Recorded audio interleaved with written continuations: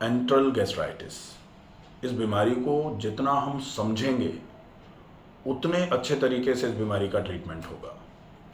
Enteral gastritis क्यों बोला जा रहा है? क्योंकि ये स्टमक के एक हिस्से में इन्फ्लेमेशन की कहानी है।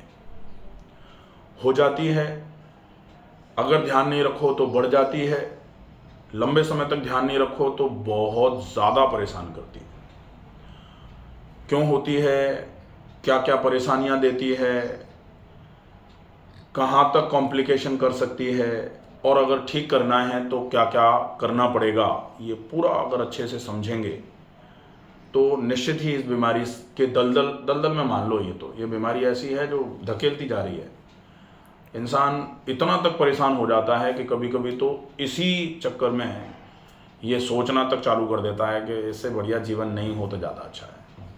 हाँ, समस्या बहुत छोटी सी, स्टमक के एक हिस्से में थोड़ा सा इन्फ्लेमेशन है, इसी को तो गैस्ट्राइटिस बोलते हैं।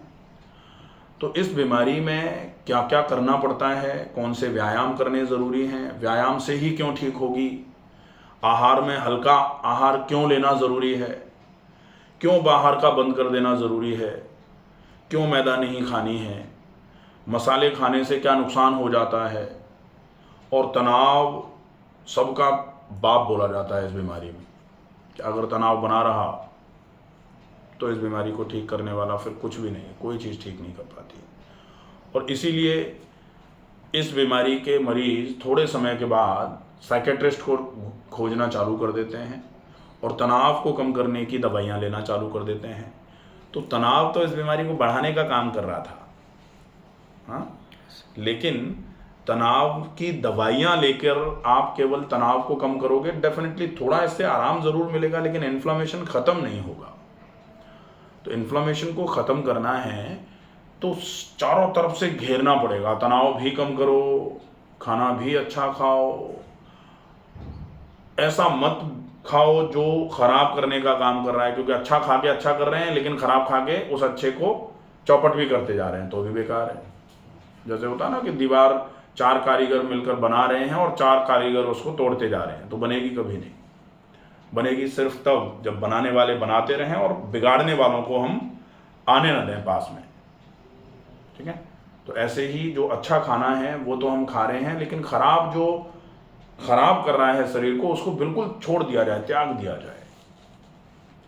फिर व्यायाम का बड़ा महत्व है। तो व्यायाम में कौन सी चीज़ें किस किस तरीके से आप उपयोग में लोगे, ये पूरा समझना बहुत ज़रूरी है, ठीक है। तो अब हम ये देखें कि गैस्ट्राइटिस है, आपने टेस्ट करा रखा है, आपके पहले वाले टेस्ट में आया था GERD ग्रेड बी और एंट्रल गैस्ट्राइटिस, ठीक है। तो एंट्रल गैस्ट्राइटिस का मतलब होता है, गैस्ट्राइटिस मतलब गैस्टराइटिस, तोड़ो गैस्ट्राइटिस को तो यही तो बनता है गैस्टराइटिस। गैस्टर का मतलब स्टमक, स्टमक मतलब खाने की थैली, जिसको आमाशय बोला जाता है।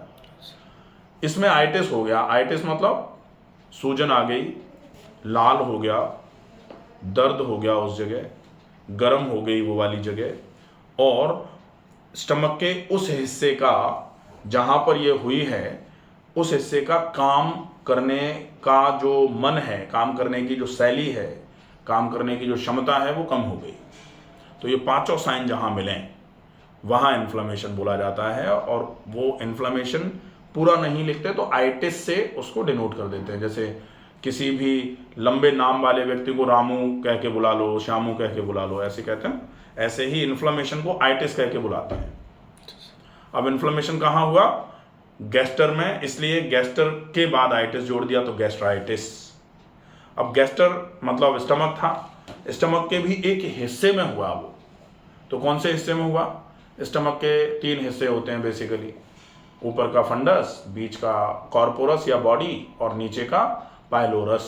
पाइलोरस के 2 भाग होते हैं, एक पाइलोरिक एंट्रम और एक पाइलोरिक कैनाल।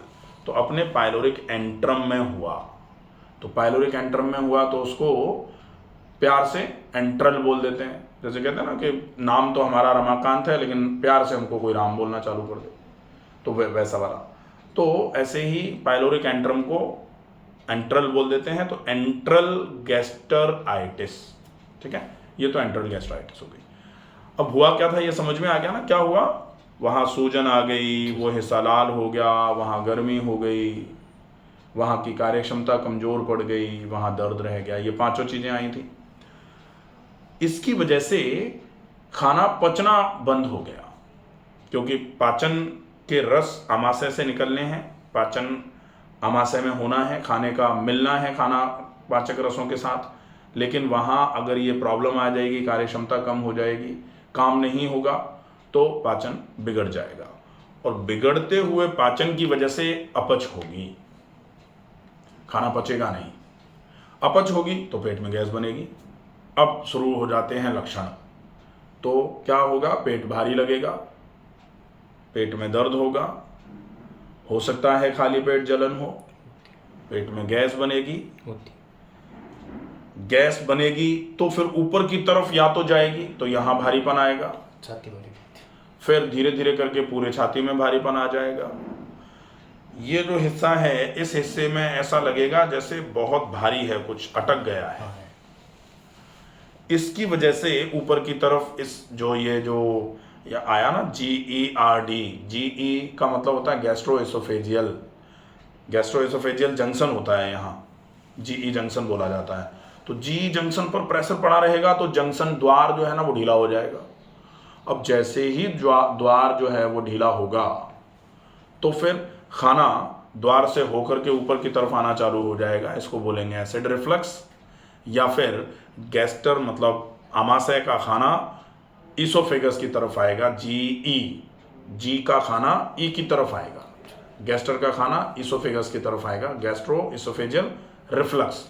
रिफ्लक्स मतलब उल्टा होके आ रहा है, जबकि होना ये चाहिए कि इसोफेगस का खाना गैस्टर की तरफ जाना चाहिए था, वो बिगड़ जाएगा, तो खाना ऊपर की तरफ आना चालू हो जाएगा। अब अपना ग्रेड बी का मतलब है कि जैसे होता है ना कि हमने एक बॉल को पकड़ा और नीचे से ऊपर की तरफ उछाला, अब 3 मंजिल का मकान था, तीसरी मंजिल तक पहुंच जाए तो बोलते हैं ग्रेड सी, लेकिन दूसरी मंजिल की छत तक पहुंचे तो बोलते हैं ग्रेड बी, और 1 मंजिल की छत तक पहुंचे तो बोलते हैं ग्रेड ए। बिल्कुल क्लियर, ऐसे ही समझ लो, ठीक है। अब हमारा ये जो पेट है, इसने जोर लगाया खाने को ऊपर की तरफ उछालने का, और वो खाना, ये जो आहार नाल है ये 3 मंजिल का है मान लो, तो 2 मंजिल तक खाना ऊपर की तरफ चढ़ रहा है, यहाँ तक जलन रहेगी, पूरा सीने में जलन रहेगी, सीने में भारीपन रहेगा, ये ग्रेड बी था। इतनी प्रॉब्लम तो थी। अब और हो गई, ये कराया हमने कब कराया था, ये 3 अप्रैल 2025 को, और फिर हमने ये कराया कब, 5 मई 2025, मतलब लगभग 2 महीने के बाद ही, अप्रैल का था ना, अप्रैल का तो 1 महीने ही बाद, तो 1 महीने के बाद ही अपने प्रॉब्लम क्या आई, गैस्ट्राइटिस जो एंट्रल एरिया में थी वो एरोजिव गैस्ट्राइटिस में कन्वर्ट हो गई, मतलब अब एरोजन्स हो गए, छाले हो गए, छोटे छोटे छिल गया आमाशय, लेक्स LES हो गया। तो लेक्स LES का क्या मतलब होता है, जो अभी अपन कह रहे थे ना कि लोअर इसोफेजियल स्फिंक्टर, तो इसोफेजियल GE जंक्शन, इसको लोअर इसोफेजियल स्फिंक्टर भी बोलते हैं। तो GE जंक्शन पर नीचे से जब प्रेशर पड़ेगा, तो पहले में तो ढीला नहीं था, केवल GERD थी, अब ये ढीला भी हो गया। अब GERD की का मतलब भी वो थोड़ा ढीला तो हुआ ही था, तभी तो GERD हो रही थी, लेकिन अब ये ढीला भी हो गया, तो लेक्स LES हो गया। अब लोग ये कहते हैं कि इस लेक्स LES की सर्जरी करा दो, मतलब ऐसे करके, जैसे कॉलेज बैग होता है ना, ऐसे करके खींचते हैं तो वो बंद हो जाता है, देखा है, वैसा वाला बैग होता है ना, दोनों तरफ से ऐसे खींच दो तो वो बंद हो जाता है, तो वो ऐसे करके बंद हो रहा है, अब ऐसे करके खुलता है, ऐसे। अब इसको आप सर्जरी करके, आप क्या जनरली क्या होता है, इसको फंडोप्लिकेशन सर्जरी बोला जाता है, तो ये ऐसे करके इसको, इसकी जो सर्कुलर मसल्स हैं इनको थोड़ा सा टाइट कर दिया जाता है, तो टाइट कर दोगे तो फिर पेट में गैस बन रही थी, इसकी वजह से ही तो ढीला हुआ था, पेट में गैस बनेगी, यहाँ से डकार आ नहीं पाएगी, पेट में तेज दर्द होना चालू हो जाएगा, तो वो कोई ऑप्शन नहीं है, ठीक है। इसके अलावा स्कैटर्ड एरोजन हुए, पहले एंट्रल गैस्ट्राइटिस थी, अब स्कैटर्ड एरोजन का मतलब है स्कैटर हो गए एरोजन, मतलब एंट्रल हिस्से में भी हैं, कॉर्पोरस में भी हैं, हो सकता है फंडस में भी पहुंच गए हों, पूरे के पूरे स्टमक में स्कैटर हुए हैं वो।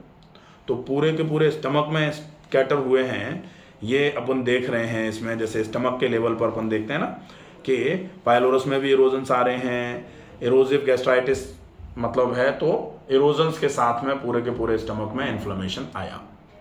अब अपन पहले क्या कह रहे थे, एंट्रल गैस्ट्राइटिस मतलब एंट्रल हिस्से में आमाशय में इन्फ्लेमेशन है। अब आ रहा है एरोजिव गैस्ट्राइटिस मतलब गैस्ट्राइटिस लेकिन इरोजन्स के साथ में। तो सूजन, दर्द, लालामी, गर्मी, कार्यक्षमता में कमी, ये तो आइटिस में ही आ रहा था, लेकिन यहाँ इरोजन और हो गए, तो ये इरोजिव गैस्ट्राइटिस हो गई। फिर अब इस समस्या को समझ लिया ना कि क्या हो गया है। अब इसमें यह समझना जरूरी है कि इस समस्या में अगर हम कुछ भी तीखा, मसाले या कुछ ऐसा जो पचेगा नहीं, या फिर पेट को खाली छोड़ देंगे ताकि एसिड आकर के इन इरोजन पर छिले हुए हिस्सों पर लगे और वो पूरा जल करके अल्सर करा दे, तो ये सारी चीज़ें नुकसानदायक हैं। मतलब नहीं खाना भी नुकसानदायक, तो बेकार का खाना भी नुकसानदायक। ठीक है, ये समझ लिया तो समझ लो इस समस्या का पूरा निदान हो सकता है। बहुत सारे लोग ये बोलते हैं कि इलाज नहीं बताते, इलाज तो यही है, यही तो करना है। जो नहीं खाना है उसको छोड़ना है, जो आसानी से पच जाए उसको खाना है, और व्यायाम इतना करना है कि थकान न लगे लेकिन पूरे शरीर में खून की चाल बढ़ जाए। तो प्राणायाम का भी सहारा लिया जा सकता है। फिर तनाव को थोड़ा दूर रखना है, फिर थोड़ा जीवन शैली को ठीक कर देना है, हो गया ठीक, बिल्कुल क्लियर हो जाएगा, कोई दिक्कत नहीं है। ठीक है।